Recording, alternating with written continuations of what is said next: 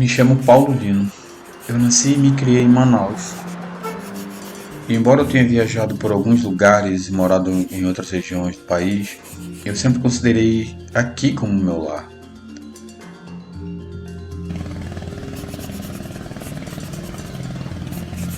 Eu tenho a vida urbana como referência, mas eu me guio pelas belezas naturais da Amazônia. Isso não impacta diretamente o meu processo pictórico, onde eu procuro mesclar as artes clássicas com a arte contemporânea.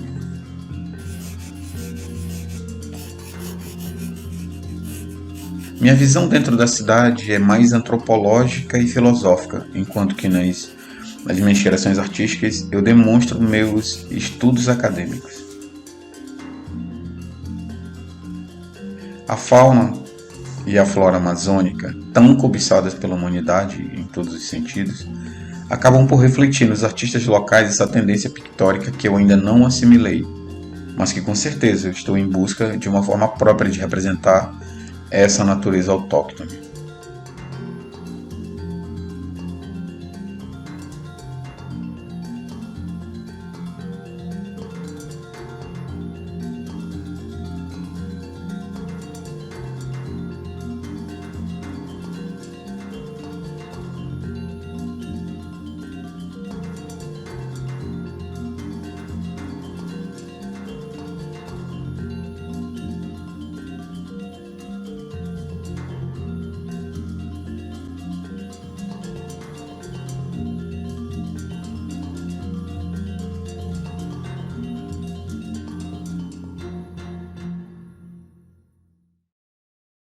O projeto ele começa no papel.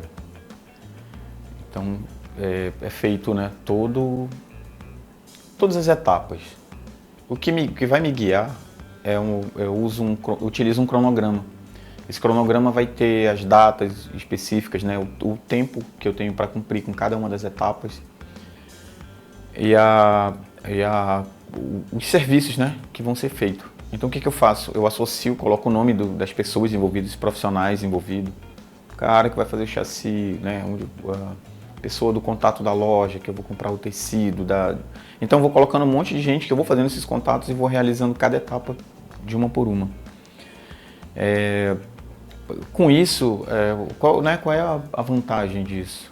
Eu consigo prever alguns, né, alguns desvios da execução desse projeto, né, que é chamado de gargalo. Então eu consigo prever esses gargalos e até evitá-los na maioria dos casos.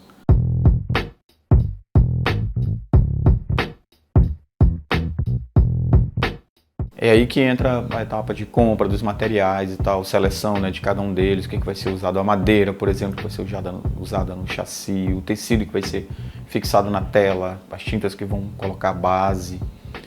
Então, não é nada por acaso, né? Então tem que ser tudo seguindo um cronograma. Então são alguns dos cuidados que precisam ser tomados e normalmente nunca delegados a outros. Vou dar um exemplo de como seria se eu delegasse alguém a essa parte de comprar um material. Só de ligar para a loja e separar um material, por exemplo, um grampo, né? Uma caixa de grampo que é usado no grampeador, que eu fixo a tela, o tecido no chassi. Então, quando cheguei na loja, a vendedora tinha separado. E se eu não compro normalmente uma caixa, né? Nesse dia eu comprei 4. Imagina, 4. Se fosse alguém que estivesse no meu lugar, provavelmente teria trazido. E na hora que eu fosse esticar a tela, imagina, o grampo não serve no grampeador. Aí isso gera um atraso. Isso faz com que saia, né, saia da curva do que a gente do que é proposto no cronograma primeiro. Um outro exemplo foi que o tecido, isso aconteceu de fato, o tecido, né, que eu encomendei na loja de tecidos e tal, a peça, né, de tecido, ela veio com um tamanho menor, veio 6 centímetros de diferença. Então, imagina, eu mandei fazer o chassi, tudo num tamanho certo e tal, que seria, né, calculando a largura do tecido. E aí eu me deparo com isso. Então, assim, são coisas que tem que ser contornado. O que acontece não é apenas o tecido que veio menor. Eu tive que mandar o chassi de volta para a marcenaria. isso leva, né, mais custos, vai tomar mais tempo, isso vai atrasar o cronograma. Então, é um incômodo, tanto, né, para mim, quanto para o marceneiro, quanto para o projeto em si. Então, esses detalhes, né, de tinta, de não encontrar fácil, por Manaus ser isolada, né, assim, a gente não tem estradas que conectem, por exemplo, o sul do país, então não é tão fácil de encontrar materiais aqui. Dos empecilhos de se conseguir material bom aqui é o preço. Quando você encontra, o preço é muito alto ou na maioria das vezes não tem, se encontra um similar. O comum é pedir, né, tal, pela internet você pede, tal, e aguarda um tempo, paga frete, esses detalhes. Então esses são alguns dos imprevistos, né, dos gargalos que surgem, que é possível prever, mas nem sempre, né, você pode evitá-los. Então é quase natural, você tem que se preparar para que isso, para contornar essas situações quando elas aparecem no projeto. Já na parte de criação das obras, que foi definida previamente no cronograma, foi necessário um tempo dedicado, a princípio para a escolha das imagens, e depois para a criação das obras propriamente dita. Embora pareça, você olhando a estrutura desse projeto, dentro do cronograma e tudo mais, tem um tópico que é a escolha das imagens.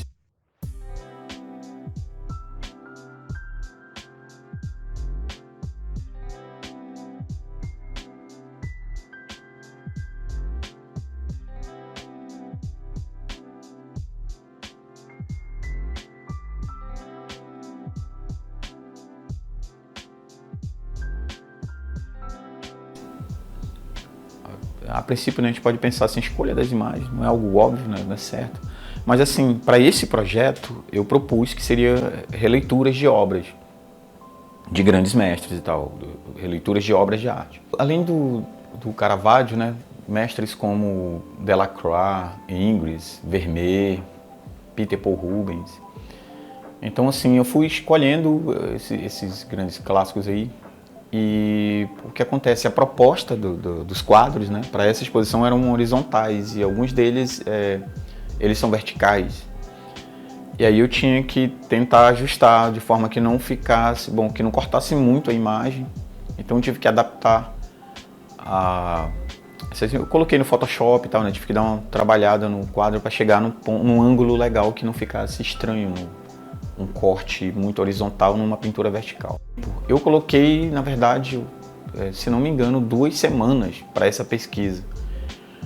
Então, assim, eu coletei várias obras, depois fui tirando, sabe? Tive que tirar, por exemplo, eu gostei muito do Dragão Vermelho, do William Blake.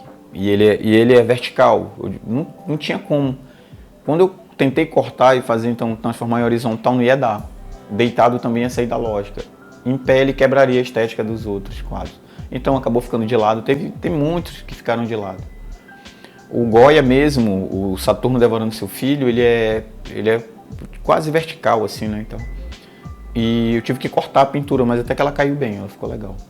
Mona Lisa, imagina, Mona Lisa vertical, ficou horizontal, alguns eu consegui adequar. Eu me dei conta de que isso, embora parecesse irrelevante, assim, ou algo não tão importante no projeto, era fundamental. Então, assim, essas imagens, né, que dariam essa parte visual, essa parte pictórica, ela é essencial. Sem os quadros não existe projeto. Então, tudo que foi feito, compra de material, seleção de madeira, de tecido, tudo que foi feito, toda a organização está correndo tudo bem e tal, sem que essas obras, né, sem que houvesse esse processo de seleção de imagens e a produção delas, é claro, o processo de pintura, não haveria. Sem quadro não existe exposição.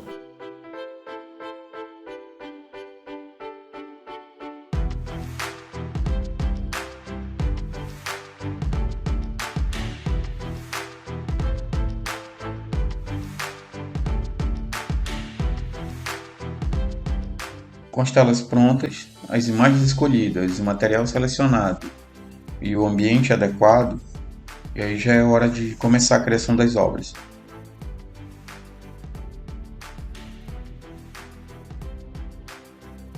tintas à base de óleo, acrílica, tinta industrial, vegetal, sprays, pigmentos e muitos outros materiais como esponjas, espátulas foram utilizados durante o processo de criação das obras.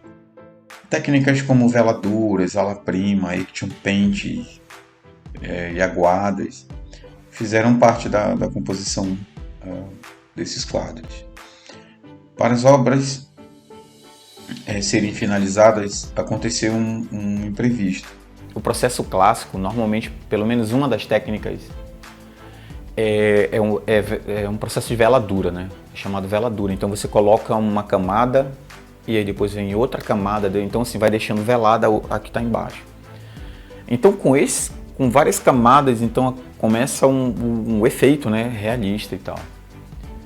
E aí para conseguir, pelo menos o que eu mais demorei foi o São Jerônimo do Caravaggio, que na verdade eu nomeei como o velho, né? Tentei criar uma linha de tempo, ficou o jovem, o velho. Então assim, mas o São Jerônimo do Caravaggio, ele levaria umas 7 etapas. Eu acabei parando em 5. Ou seja, eu acho que eu não cheguei no realismo que era esperado. Então aconteceu algo interessante, porque eu estourei o meu cronograma, a exposição estava às portas de acontecer, né? Então o espaço já estava reservado e eu não tinha como. Na verdade eu tive que ir lá, eu pedi uma semana a mais, porque o quadro não secava. O que eu fiz? Eu tive que comprar solventes,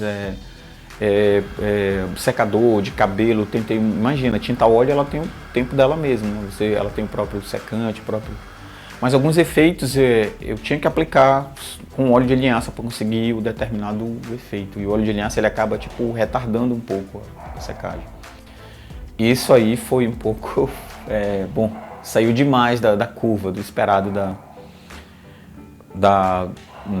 do cronograma, de obedecer os tempos. Imagina, eu tive que pedir uma semana e eu sabendo que ainda estava no processo, então assim, eu tive que ganhar esse tempo. Então assim, confesso que o quadro ele poderia ter ficado mais realista, ele ficou legal, tá realista, São Jerônimo, mas eu acho que eu teria conseguido bem mais se eu tivesse conseguido aplicar mais 2 veladuras nele.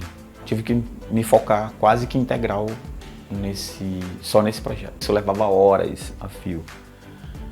Então eu coloquei assim como metas começar uma camada e terminar. Então vamos dizer que eu fazia a sombra todinha. Eu não fazia metade da sombra e parava, então assim, eu fazia questão de ficar até concluir toda a sombra, toda a parte da sombra. Depois eu viria marcando a luz. E aí toda a parte de luz. Depois, sei lá, um tom de pele. Eu queria começar, não era legal deixar um braço pela metade aqui. Então eu sempre queria terminar uma etapa, até para poder deixar ela secar à vontade, para depois fazer outra. Então eu largava um quadro, ia para outro. Então assim, nesse processo de começo e finalização de uma etapa, às vezes eu virava a noite inteira. Então assim, era uma preocupação, né? Tipo uma fidelidade ao trabalho. Amanhecia o dia daqui a pouco, sabe, dormia algumas horas, já estava de novo de pé, que era para seguir o cronograma. Devido a alguns gargalos que aparecem, acaba, né, sendo eu tendo que repor esse tempo perdido. E aí na parte da pintura, como eu administrava isso, né, então assim, eu podia dar um gás a mais e tal. Teve momentos exaustivos, então assim, disciplina, tem que ter disciplina, porque num curto período de tempo conseguir cumprir com todas as metas, não foi fácil. Na parte de transporte dos quadros, digamos assim, prestação de serviço, né, eu tive outros gargalos aí, porque eu ligava para as transportadoras, ou eles não tinham sistema de embalagem, ou eles não tinham profissionais que eu falava assim, são quadros, então assim, eles estão acostumados a carregar mesa, cadeira, sei lá, geladeira. Tinha que falei assim, eu preciso que vocês venham de luva e carreguem, eu falo, é super leve. Sei lá, um quadro desse deve ter, não chega a ter 1 quilo, acho que é menos, alguns gramas. Então é só pano, né, e o chassi. Mas mesmo assim, se eu não acompanhar, se eu não ficasse de olho, eles queriam levar de 2, 3, inclusive segurando no tecido que afundaria ali e tal, né, ia danificar a pintura. Ou ia bater e arranhar, eu falo, não, cara, pega de 1 por 1, dois, eu exigi que fossem dois, para carregar um de um lado e outro do outro. Tá, então assim, tem esses pequenos detalhes que né, eu tive que estar presente em todas as etapas, quase.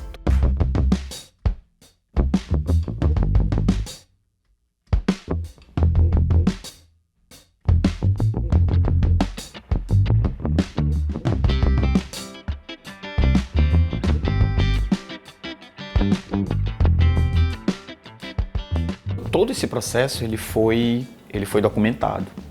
Então ele foi fotografado, foi filmado, então assim tem o audiovisual de todo esse processo, pelo menos a maioria dele, né? Isso me ajuda muito a esclarecer todas as etapas, né, que eu fiz. Eu revendo os vídeos e tal e vendo me dá tipo assim uma ordem, né, cronológica da coisa. Eu ainda não tinha feito algo assim tão organizado. Eu até me surpreendi com o resultado que embora os gargalos tenham surgido, o projeto aconteceu numa boa. Essa proposta caminhou como esperado. Então essa documentação, né, essas fotos, esses filmes e tal, esses vídeos, né, então elas servem não só não servem como um guia para mim, né, como uma referência, mas também como um material documental. Então assim, tanto é que esse vídeo está sendo produzido, né, em formato de documentário com todas essas etapas, e ele também serve de uma referência para a posteridade.